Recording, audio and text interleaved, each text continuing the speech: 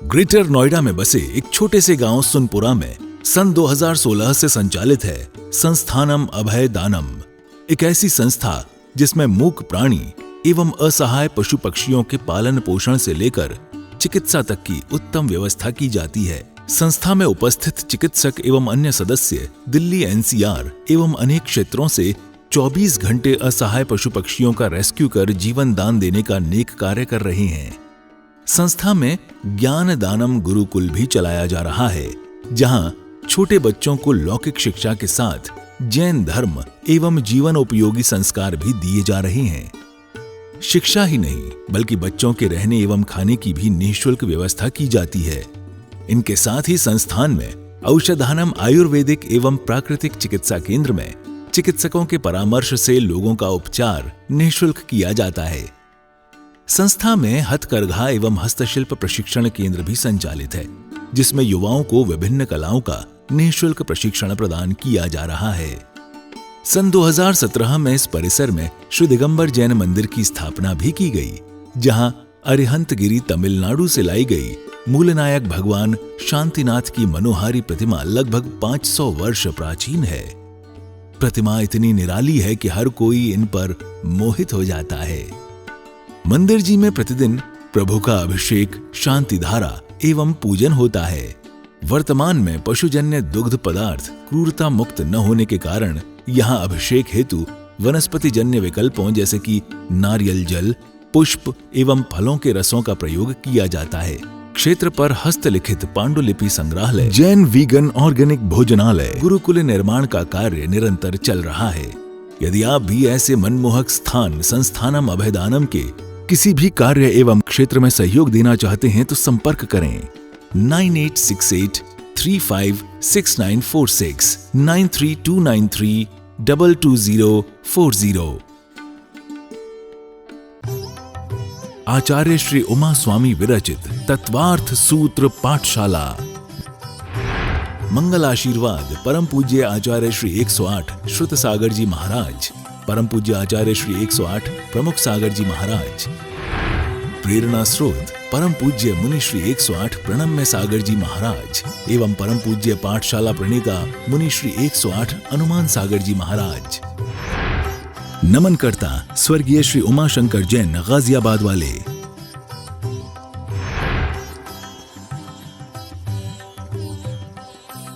फिर क्या बन गया? शब्द नए। कौन सा? समभिरूढ़। समभिरूढ़ बड़े ऊ की मात्रा है। समभिरूढ़ नए। उसके बाद अंत में एवं भूत नए। इस प्रकार से ये 7 नए हैं।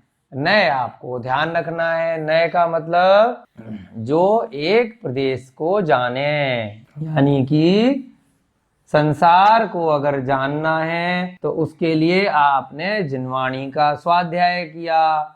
जिनवाणी के स्वाध्याय में किसी एक बात को अगर आपने ठीक ठीक जान लिया और उसको आपने अपने आत्मिक परीक्षण से, अपने स्वज्ञान से ये मान लिया या ये समझ लिया कि ये चीज सही है, तो उससे आपको क्या मानना पड़ेगा कि पूरी जिनवाणी सही है। यानी कि जरूरी नहीं है कि आप सभी का परीक्षण कर पाएं। आपने थोड़ी सी चीज का ज्ञान प्राप्त किया और उसमें आपको ज्ञान प्राप्त हो गया कि भाई ये बात तो बिल्कुल ठीक है, बाकी इसके विपरीत ज्ञान हमने संसार से विपरीत लिया हुआ था, जो गलत लग रहा था। अब ये बात सही है तो बाकी भी जिनवाणी में कुछ ज्ञान दिया है, इसका मतलब वो भी सही होगा। यानी कि सूंड देखकर जब आपको हाथी का ज्ञान हो गया तो आपको पता चल गया कि वास्तव में यहाँ पर हाथी ही है। ये जो व्यवहार के उदाहरण हैं, इनका तात्पर्य हाथी में घूमते रहना नहीं है। तत्वार्थ सूत्र का तात्पर्य इसका है कि अपनी आत्मा के ज्ञान को समझना, लेकिन मूल उद्देश्य से हमें नहीं भटकना है। क्या मतलब है नए का? जो वस्तु के अंश को ग्रहण करे। नए माने जो वस्तु के अंश यानी कि एक प्रदेश को, अंश को ग्रहण करे। दूसरा, वक्ता के अभिप्राय यानी कि कहा कुछ है परंतु उसका मतलब समझना, है ना। इंग्लिश में एक कहावत भी आती है, रीड बिटवीन द लाइंस। उसने शब्द कुछ बोला लेकिन बीच में जो लाइंस के बीच में जो शब्द थे उसको समझना। वक्ता के अभिप्राय, है ना, को भी नए कहते हैं। और जब हमने छठा सूत्र पढ़ा था तब एक प्रदेश से सर्व प्रदेश को जान लेना। पदार्थ के एक प्रदेश की जानकारी, पदार्थ के एक प्रदेश की जानकारी। जैसे हमने हाथी की सूंड का उदाहरण लिया, ये सब क्या कहलाता है? नए। अब नए के ये 7 भेद होते हैं, ये वस्तु के अंश की जानकारी कराते हैं, यानी कि एक प्रदेश की जानकारी कराते हैं। अब एक एक करके समझते हैं। नैगम नय, है ना, पहले समझ लेते हैं, आज समय होगा तो आज ही लिख लेंगे, नहीं तो कल की कक्षा में इनके बारे में उदाहरण के साथ में लिख लेंगे। आज पहले इनका मतलब समझ लेते हैं। नैगम नय का मतलब आचार्य महाराज ने बताया कि जो संकल्प को ग्रहण करे। किसको ग्रहण करे? संकल्प। नैगम नय मतलब संकल्प को जो ग्रहण करे। कीवर्ड आज लिख लेंगे हम, यानी कि हमने कोई कार्य करने का संकल्प किया। जैसे कि आपने किसी कक्षा में एडमिशन लिया, लॉ में एडमिशन लिया, MBA में लिया, या ज्योतिष में लिया, या जैन धर्म की कक्षा में आपने एडमिशन लिया। तो अभी मात्र एडमिशन लिया है और किसी ने पूछा बेटा क्या पढ़ाई कर रहे हो? अभी पढ़ाई तो नहीं कर रहे थे, बैठे हुए थे, लेकिन अभी एडमिशन ही लिया है, अभी स्कूल जाना शुरू भी नहीं किया है, तो क्या बोल दिया? BCom कर रहे हैं, लॉ कर रहे हैं, संकल्प कर लिया है ना। तो उसको क्या बोलेंगे? नैगम नय। अंश मात्र से एक चीज बताई, परंतु क्या है? अब अभी आप BCom पढ़ रहे हो क्या? अभी तो नहीं पढ़ रहे थे, अभी तो घर पे बैठे हुए थे, टीवी देख रहे थे, है ना, या कोई और कार्य कर रहे थे, लेकिन फिर भी क्या वो असत्य माना जाएगा? नहीं माना जाएगा। क्या माना जाएगा? सत्य, क्योंकि संकल्प कर लिया है। कहीं जाना था, इसका उदाहरण ये भी आता है कि भाई हम दिल्ली जा रहे थे, अभी तो घर में बैठे हैं और अभी जाएंगे 2 घंटे बाद या शाम को, या कहाँ, किसी ने पूछा कहाँ जा रहे हो? दिल्ली जा रहे हैं, अभी तो नहीं जा रहे। कहाँ जा रहे हो? मंदिर जा रहे हैं, अभी तो घर में ही बैठे हैं। तो उसको गलत माना जाएगा क्या? असत्यवाचन माना जाएगा क्या? नहीं माना जाएगा, क्योंकि संकल्प है, जाने वाले हैं, उस कोर्स में पढ़ाई करने वाले हैं, का फॉर्म भरा हुआ है, दिल्ली जाने वाले हैं, है ना, या कहीं मंदिर जाने वाले हैं। एक उदाहरण और आता है इसमें कि अभी खाना बनाना शुरू भी नहीं किया, खाली आटा निकाल के रखा है, और किसी ने पूछा घर में क्या बना रहे हो? बोला रोटी बना रही हूँ। अरे अभी बनानी शुरू तो की नहीं है, लेकिन संकल्प कर लिया, आटा निकाल के रख लिया। तो क्या ये असत्य माना जाएगा? नहीं माना जाएगा। तो इसका उद्देश्य है सत्य और असत्य में आपको भेद कराना, कि इसमें ये नहीं कह सकते कि आप झूठ बोल रहे हो। संकल्प किसी चीज का कर लिया और नए के माध्यम से एक अंश समझ लिया, तो वक्ता के अभिप्राय को समझा कि वो जो रोटी बनाने जा रही थी इसलिए बोल दिया रोटी बना रहे हैं, उस कोर्स में एडमिशन लिया था इसलिए बोल दिया कि हम वो कोर्स कर रहे हैं। तो वक्ता के अभिप्राय को नए कहते हैं। ठीक है, तो उसे क्या बोला? नैगम नय। अगला समझेंगे संग्रह नय, यानी कि संग्रह माने कलेक्शन, किसी चीज को संकलित रूप में बता देना। तो वो असत्य मानी जाएगी या सत्य मानी जाएगी? वो भी सत्य। अब संग्रह क्या होता है? जैसे बहुत सारे शब्द ऐसे होते हैं कि एक शब्द में ही बहुत सारे शब्दों का संयोजन एक साथ होता है। जैसे हमने द्रव्य वर्ड पढ़ा, जैसे ही आचार्य महाराज ने द्रव्य वर्ड लिखा तो पहले से ही हमने समझ लिया कि 6 द्रव्यों की बात हो रही है। जैसे ही कहीं पर इंद्रिय वर्ड लिखा तो अपने आप से समझ लिया कि 5 इंद्रियों की बात हो रही है। जैसे ही स्थावर वर्ड लिखा तो अपने आप से समझ लिया कि 5 स्थावर जीवों की बात हो रही है ना। ऐसे ही बोला कि बिल्डिंग बोल दी तो अब उस बिल्डिंग में जितनी भी मंजिल है उन सबको मिला के बात हो रही है। और अगर फ्लोर बोला या इस फ्लोर पे पहली फ्लोर पे तो क्या हो गया, एक फ्लोर की बात हो रही है। स्कूल बोला तो पूरा स्कूल हो गया, है ना। पहली कक्षा बोली तो भाई खाली पहली कक्षा की बात हो रही है। तत्वार सूत्र बोला तो पूरे 10 अध्याय की बात हो रही है।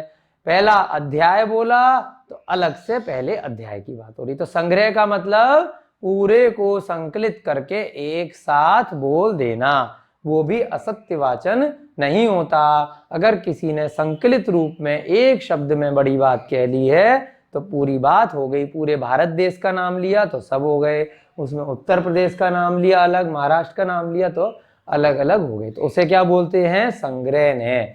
जब एक शब्द में ही बहुत सारी चीजों का संग्रह हो जाता है तो क्या बोलते हैं, संग्रह ने। उसके बाद व्यवहार ने, जो संग्रह ने में आगे भेद करता जाए, द्रव्य के अलग अलग चीजों को बताए, जीव उद्गल धर्म अधर्म आकाश और काल। अब जीव में भी भेद कर दे, संसारी जीव और मुक्त जीव, और फिर संसारी जीव में भी भेद कर दे कि भाई देव पर्याय, मनुष्य गति, त्रियंच गति और नारकी गति। फिर नारकियों में भी भेद कर दे, ऐसे ही देवताओं में भेद करता चला जाए। तो व्यवहार ने संग्रह ने से भेद करता है और तब तक भेद करता जाता है जैसे जब तक भेद हो सकता है। भारत का भेद किया, पहले प्रदेशों में किया, प्रदेश का भेद किया, फिर शहरों में किया, शहरों जिले में किया, फिर शहरों में, फिर कस्बों में, फिर गांवों में, फिर बस्तियों में, फिर कॉलोनी में। जितना भेद होता जाए उतना भेद करता चला जाए तो उसे क्या बोलते हैं, व्यवहार ने। व्यवहार ने से भी हम तत्व को समझ सकते हैं। संग्रह ने क्या था, कलेक्शन में बताना, है ना। स्कूल के बारे में कक्षा का बताया, कक्षा के अंदर बच्चों के नाम लिए, अलग अलग उसमें कौन से सेक्शन है वो सब बताते चले गए। ऋजु सूत्र नए, यानी कि ऋजु सूत्र का मतलब होता है जो वर्तमान की बात का ग्रहण करे, जो वर्तमान में पर्याय दिख रही है उसका ग्रहण करे, उसको बताए तो उसे क्या बोलते हैं, ऋजु सूत्र ने। आप वर्तमान में हमें देख पा रहे हैं, हम आपको देख पा रहे हैं, तो जैसे आप वर्तमान में दिख रहे हो उसको अगर ग्रहण किया तो क्या बोलते हैं, ऋजु सूत्र ने। अब जैसे बोला कि भाई ये बच्चा था यार 4 साल पहले, बहुत जल्दी बड़ा हो गया, अब तो ये एकदम युवा लग रहा है, इसकी हाइट इतनी बढ़ गई है।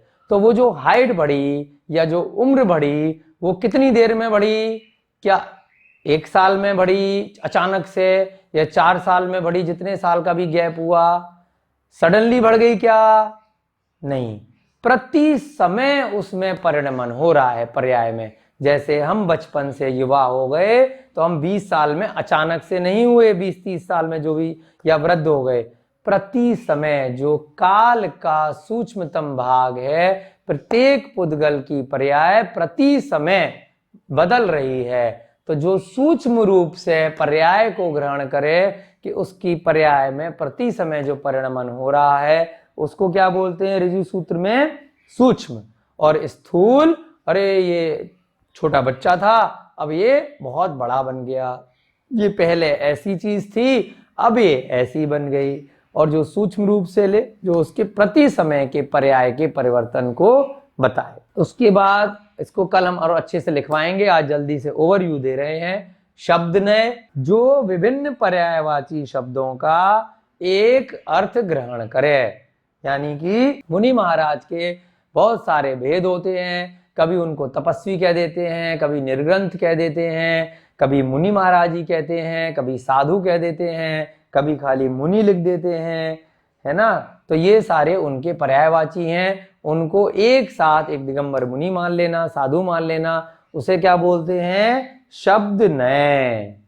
जैसे इसका संग्रह नय का विपरीत एक तरह से व्यवहार नय था, ऐसे ही शब्द नय के आगे समय विभूर्ण हैं, जो पर्यायवाची शब्दों में भी भेद करे।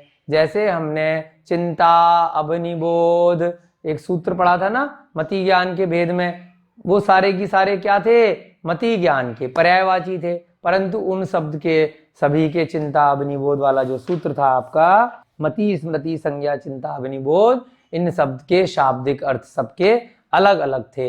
तो ऐसे ही शाब्दिक अर्थ को जो अलग अलग बताए। मुनि शब्द कैसे बना? मौन से बैठे हुए थे तो मुनि बन गए। तपस्वी शब्द कैसे बना? तप कर रहे थे तो इसलिए तपस्वी बन गए, है ना। नग्न हैं तो इसलिए निर्ग्रंथ हो गए। तो जो शाब्दिक अर्थ को बताए उसको क्या बोलते हैं? समभिरूढ़ नय। उसके बाद अंतिम नय है एवं भूत नय। जो जीव जिस समय जिस क्रिया को कर रहा है उस अभिप्राय से उसको बताना। जैसे अभी हम आपको तत्वासूत्र पढ़ा रहे हैं तो कोई कह देगा कि तत्वासूत्र के शिक्षक हैं। जब हम अपने ऑफिस में जाके बैठेंगे, अपने सीए का काम करेंगे तो लगेगा कि ये ऑडिटर हैं, अकाउंटेंट हैं, है ना। जब हम गाड़ी चला रहे होंगे तो बोला जाएगा ये ड्राइवर हैं। जब हम सफाई कर रहे होंगे तो बोला जाएगा ये सफाई करने वाले हैं। तो जिस समय जो जीव जो कार्य कर रहा है, जब हम पढ़ने बैठ जाएंगे अपने गुरुओं से तो बोला जाएगा कि हम क्या हैं? हम विद्यार्थी हैं। जब पढ़ा रहे होंगे तो शिक्षक बन गए। तो एक ही जीव अलग अलग समय जब अलग अलग काम कर रहा है उसको उस समय के हिसाब से वैसा ही कहना, तो इसमें मिथ्या नहीं माना जाएगा। उस प्रयोजन से उस समय वह बात कही जाएगी। उसको क्या बोलते हैं? एवं भूत नय। अब सुबह जब हम मंदिर जाएंगे, जब धोती पहनेंगे, अभिषेक करेंगे तो पुजारी बोल दिया जाएगा, अन्य कार्य करेंगे तो अन्य कार्य बोला जाएगा। इस प्रकार से ये 7 नय के भेद होते हैं। प्राकृतिक वातावरण में स्थित है। यहाँ बहुत सुंदर हसमुख प्रतिमाएं, नेमिनाथ भगवान की, मुनीश्वर भगवान की दर्शन करके मन प्रफुल्लित हो जाता है। यहाँ पे गौशाला चल रही है, पशु पक्षियों के लिए प्राकृतिक वातावरण है और खाने की भी यहाँ उत्तम व्यवस्था है। बहुत ही अच्छा लगा, बार बार आने का मन कर रहा है। तीर्थंकर लेनी आना चाहिए। सभी जैन बंधु यहाँ पधारे और दर्शन करके अपने आप को कृतार्थ माने, धन्य माने। नदी के अंदर से ये प्रतिमा निकली है, ये पूरा मंदिर नदी में से निकला है। आप सभी को यहाँ के दर्शन करने चाहिए और जरूर से आना चाहिए। यहाँ पे गौशाला और हथकरघा का काम भी चलता है और बहुत ही अतिशयकारी प्रतिमा है, बहुत ही सुंदर, जिसको देखते ही मन ऐसा करता है कि बार बार यहाँ मंदिर आए और बार बार दर्शन करें। प्रतिमा इतनी अतिशयकारी है कि दोबारा वापस मंदिर फिर दर्शन करने आए हम लोग। आचार्य श्री उमा स्वामी विरचित तत्वार्थ सूत्र पाठशाला। मंगल आशीर्वाद परम पूज्य आचार्य श्री 108 श्रुत सागर जी महाराज, परम पूज्य आचार्य श्री 108 प्रमुख सागर जी महाराज। प्रेरणा स्रोत परम पूज्य मुनि श्री 108 प्रणम्य सागर जी महाराज एवं परम पूज्य पाठशाला प्रणेता मुनि श्री 108 हनुमान सागर जी महाराज। नमन करता स्वर्गीय श्री उमाशंकर जैन गाजियाबाद वाले। प्रायोजक ज्ञान दानम गुरुकुल।